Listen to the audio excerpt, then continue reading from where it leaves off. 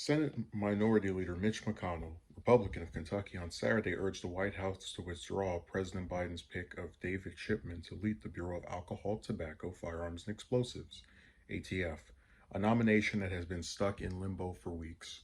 The Senate has spent enough time flirting with this profoundly misguided nomination. The American people deserve a trustworthy steward leading the ATF. It is time the Biden administration revisit the decision and send us someone who fits that description, McConnell said. The Republican leader's push comes as Republicans have been deeply critical of Chipman over his ties to the gun control advocacy group Giffords and say that he is too extreme to run a federal agency tasked with enforcing certain gun laws. McConnell, in a floor speech late last month, urged opposition to Chipman's nomination, saying there is no way this nominee is the best the Biden administration can do.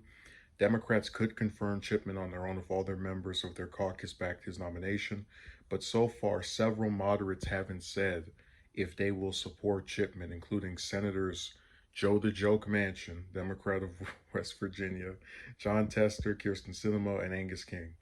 Democratic leaders have been in conversation with the key undecided votes as they try to figure out the path forward on Chipman's nomination.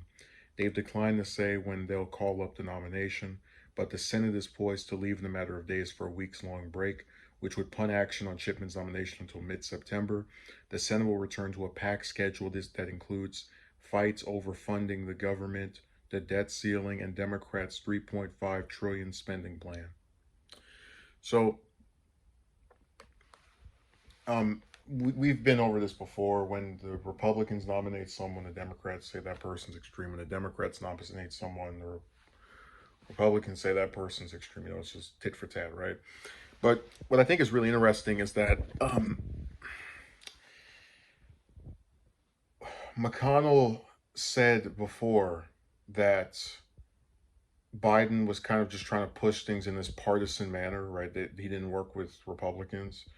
And you would think if he's leaving this nomination around, especially at a time where there's multiple people from his own party that we don't even know if they're going to support this nomination, wouldn't that be seen as an attempt at bipartisanship, that you have someone that you don't know if you have enough votes from your own side, so you kind of just let them stay there to see if any Republicans change their mind?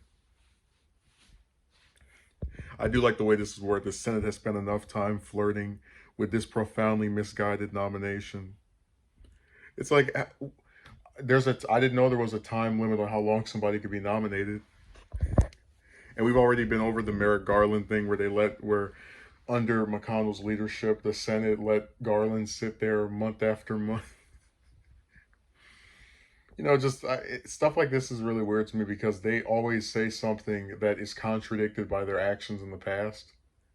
Like, oh, this nomination's been up for a couple of weeks, a month. We need to get rid of it. Oh, what's that? I'm the same person that let there be a Supreme Court nominee I didn't do anything about for months. Oh, that's fine.